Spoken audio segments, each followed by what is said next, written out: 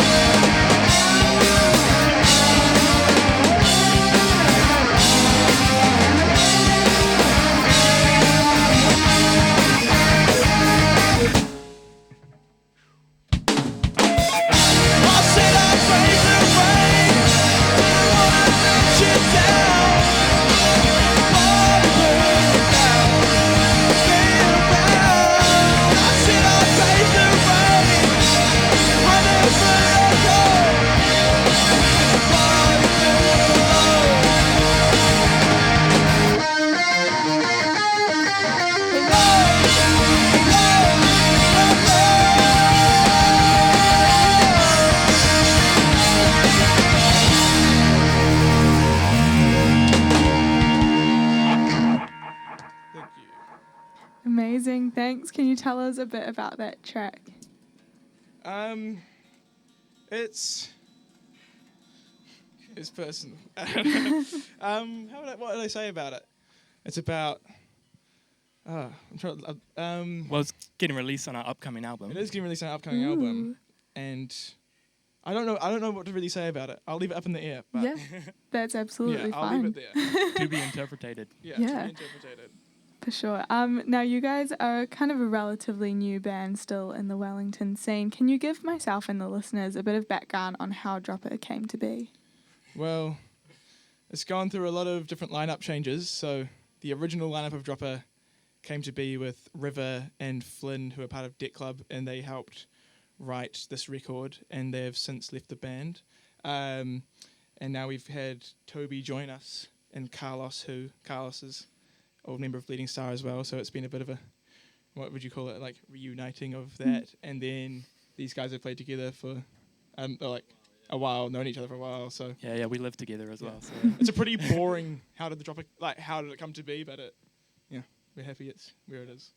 Yeah, for sure. Excited to see you guys in a formation that works really well, and excited to see where it goes in the future. Now, some of you guys have been making music since you were 13 and obviously all pretty active in the music scene for a while now. So how would you say the Aotearoa music community has kind of contributed to your musical development over the years? I think, well, definitely I can speak for myself. I'm really into New Zealand music, so most of the inspiration I draw from is from New Zealand. And then the community's been, we've been with Bleeding Star and stuff, we were brought in with open arms, and then it's kind of stayed the same as we've, changed bands and everything. What about you guys? Yeah, I feel like I know like everyone in the Wellington music scene, and it's like a really tight-knit like group, and it's just really awesome to have like, I don't know, so much influence from everyone around me, Yeah, I was just going to add, fully stealing this off of Laszlo from Ringlets. He said in an interview that they did in Australia like a few days ago that there's not much pressure in the music scene to write like really good, well, just not much pressure to write music in New Zealand in general, at least in a lot of the scenes. So a lot of the music that comes out is very honest. And it's like if you want to make music, you sort of end up just making it true to yourself. So that's how he put it. I'm not claiming to come on. And he quoted someone on that. So I can't remember. Watch that video. Yeah. All right. Yeah. Thanks. Yeah. No, I feel like that's a perfect way to encapsulate it, which is really awesome. And as you kind of mentioned and touched on, I feel like a lot of music that's coming out of Aotearoa is raw and honest, and your music yourself has been described as that. So how do you kind of translate that into your music? Is it just something that happens really naturally for you guys when writing, or do you have to kind of work on it? I think with writing, like I write about what's going on in my life. Like it's just like I don't know, it's just very honest, and I'm quite literal. Yeah. But I'm not like poetic really in any way. But I think I forgot what the actual question was, but yeah. It's honest, it's raw, yeah. That's all good. And how is it kind of performing these honest themes to a crowd whenever you perform? Is it challenging for you to put yourself out there, or is it nice being with a band and you can kind of... I think the songs kind of take a different form from actually maybe what they're about or whatever, so it's like they kind of just become fun. They might be about something that's dumb, but like they actually like, it's, what's the word I'm looking for? It's therapeutic or something. Yeah, I mean, it's like getting it out of your system, and it's good. Yeah. That's awesome. And circling back to kind of the Aotearoa music scene specifically, you guys are all pretty prominent in the scene here. What are some bands that you would say in Wellington or just New Zealand in general that you would say to keep an eye out and an ear out for? Give out some shout outs. Yeah, in Wellington, there's Mud Goose, there's Half Angel, there's American Muscle. There's I'm going to forget people. Oh, Evelyn Breaker, all that kind of stuff. And then we Bleach are cool, and we really love Model Home from Christchurch.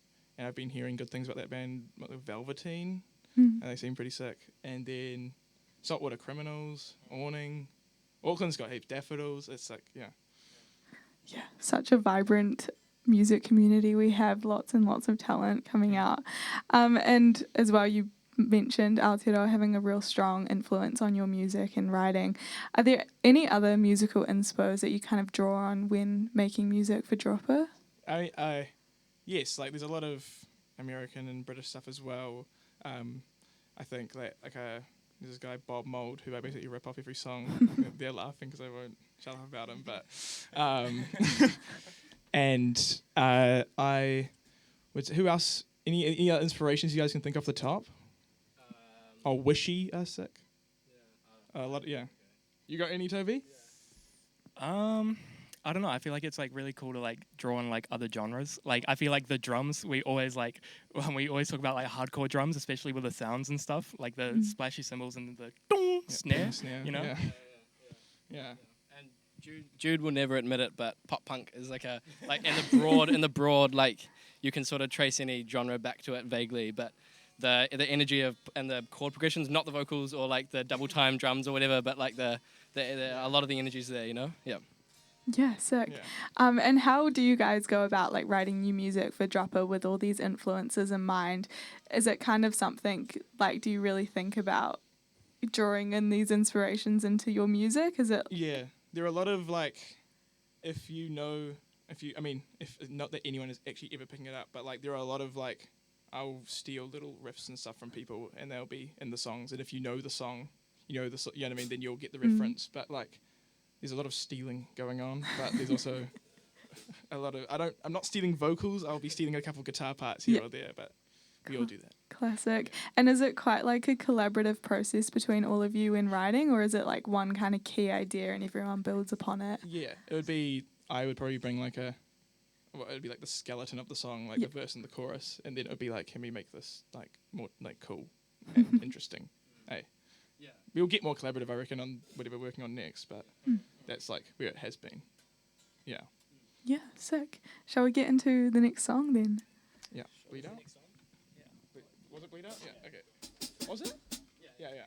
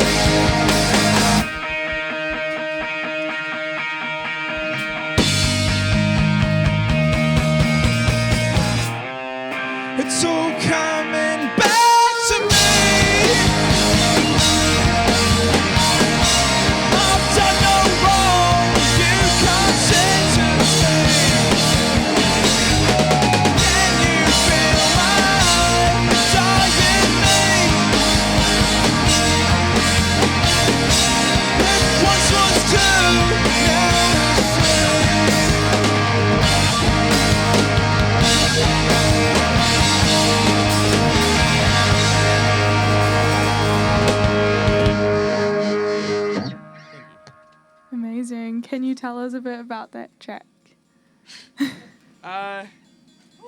What can I say about that song?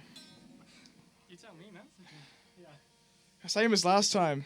It's like more sort of groovy vibe. Yeah, it was an attempt to be a bit more groovy rather than, a little bit, yeah. But yeah, like attempt to be a bit more groovy rather than just the fast-paced, more like punky drum stuff.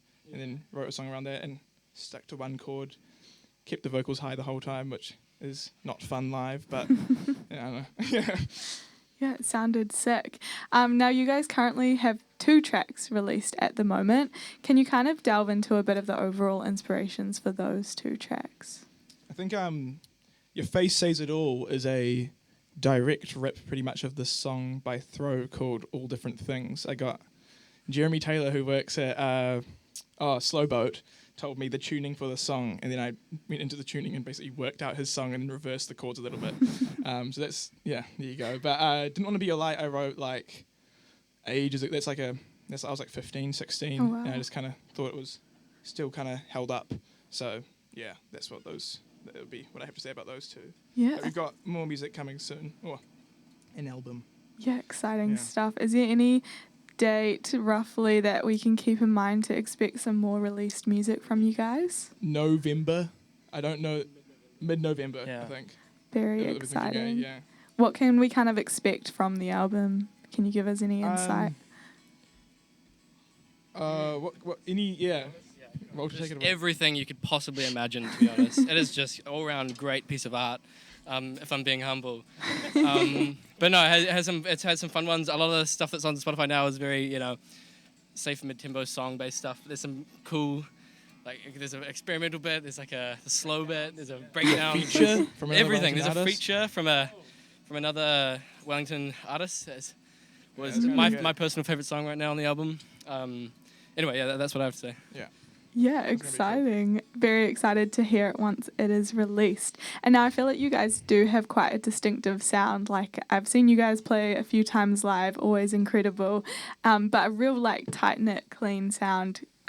Where do you see your sound evolving in the future from where it is now? I think we're trying to work on more like the drums being a bit more like closed hi-hat and stuff, rather than there's a lot of cymbals and everything, and we're trying to bit more groove based meaning not like, I don't know, groove based for rock music, if that makes sense. You know what I mean? Yeah. Kind of like I don't know, but it's gonna be we'll see what happens, but that's kind of where it's headed. That's what the new demos are kind of going towards. Yeah. And then if it stays that way, cool, but just trying to switch it up a little bit, but the guitars and everything else is still the same. Sick. That sounds awesome. And now I'm a big person who loves, the English is gone, but visuals and music, I'm super interested in bands having quite distinct visuals for their music. And I must say the single cover art that you've got for both the singles at the moment is awesome. And I feel like it's very fitting to your sound as well. Yeah. If visuals can be fitting to a sound, I feel like it fits perfectly. That's all Isla. Yeah. She does great art, and she does drawings. She did all the drawings for the Bleeding Star covers as well. And Amazing. She has done all the 2 dropper singles as well, and it always just looks cool. Yeah. Yeah. I just she's got a book with some drawings in it, and I'll be like, I like that one. Can I use that? You know what I mean? So it's just it's cool. Beautiful. Yeah, I just wanted to give a big shout out to that because I feel like it's such an important feature, having really fitting visuals to the music. So that's super, super cool. And now you guys have played live a bunch, and I must say it's super, super incredible that you guys got to open for Wunderhorse in both the Wellington and Auckland shows, which is massive.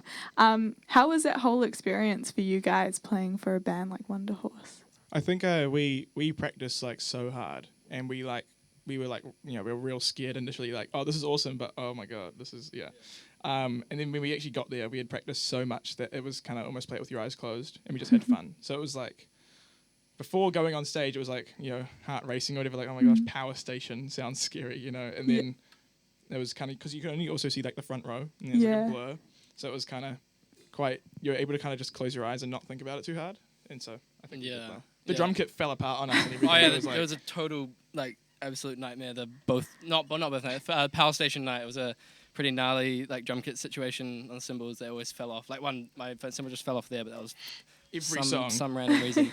Now what I was going to say is it was interesting opening 2 nights in a row, because it was sort of the philosophy is if we nail the first night, then the second night at Meow Nui, which first of all was just amazing, it was just going to be the best night ever, because we know that we can play in front of whatever the capacity of that, because it was the same as Power Station. But Power Station, it was holy got to really knuckle down. But I think we did it. We played a good show at Power Station. Yeah, Meow Nui was far more relaxed for us. I think. We were just now that the actual first show had been done, it was Yeah. Okay, this is actually all right. We All- know all- we know all- the all our set. friends were in the front Yeah. row. It's gonna Wow. be.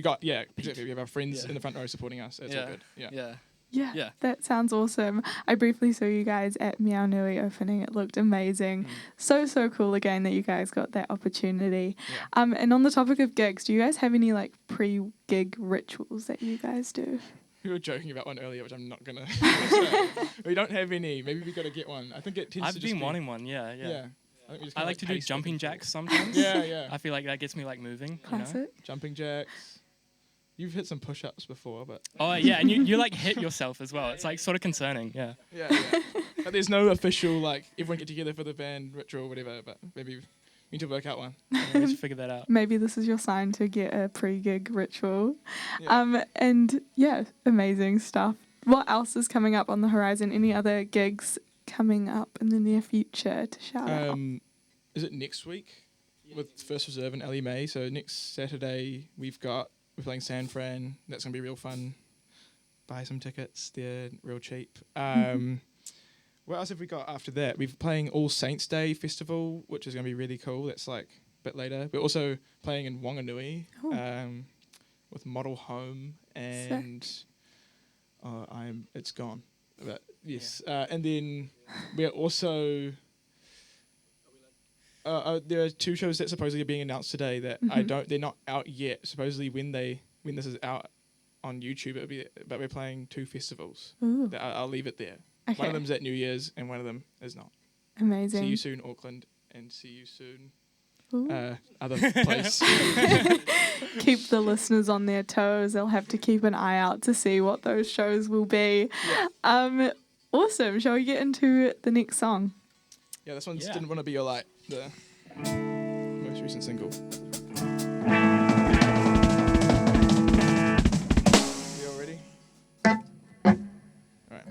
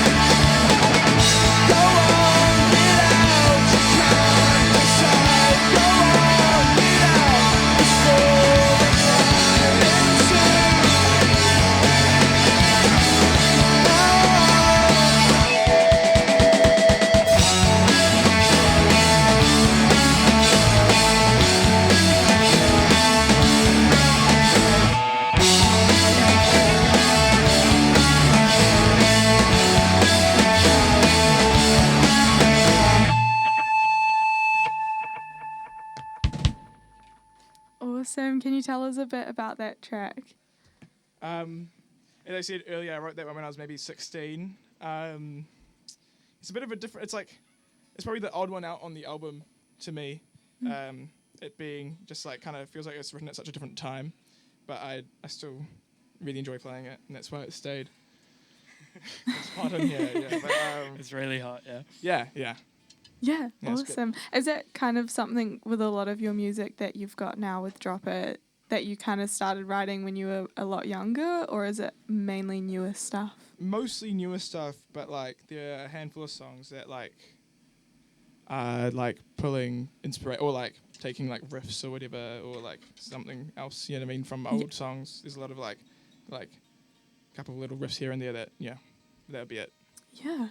And now we've kind of touched on what's coming up next for Dropper. You've got a bunch of shows happening and also an album on the horizon, which is very, very exciting. But where can the people find you to keep an eye and an ear out for all of this and what's coming up next? Instagram, we are under Dropper Band, no dots, no underscores, just nice and easy. We're on Bandcamp. I think it might be dropperNZ.bandcamp.com. I would have to check that. Spotify. Probably Tidal and probably those other ones, Apple Music. Yeah, but that's where you can find us. Yeah. Awesome. And now here at RadioActive, we do this thing where I get a question from last week's Active Live band to pass forward to you guys to answer, and then I'll grab one for you to pass on to the next Active Live. So your question was from Cry For last week, and it is, if you were a waiter at a fancy restaurant, how many pizzas could you carry? I think this is a trick question. I think the real answer is that I would frisbee the pizzas out of the kitchen onto the plates of all the people. Whoa. He's crazy. That's super skilled there. That's why you were hired at such a fancy restaurant. Exactly, yeah. Realistically, 2. And what is a question for you guys for me to pass on to next week's Active Live? What, in the next band's opinion, what is the most underrated New Zealand band currently, and why? Or so, I don't know. Yeah, And awesome. tell me why. Yeah. You'll have to tune in next week to find out what the answer to that question is.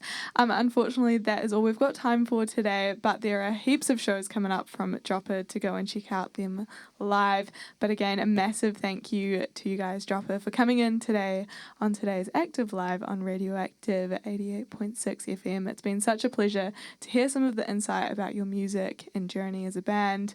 And of course, a massive thanks to New Zealand On Air Music for making this all possible. I've been Charlotte, your host, and you're tuned in to RadioActive at 88.6 FM. Are there any final words you want to say to the listeners? Thanks for listening. Thank you so much, yeah. Perfect, thanks. Active Live. Friday, 3:30. Every week a new band. In the studio.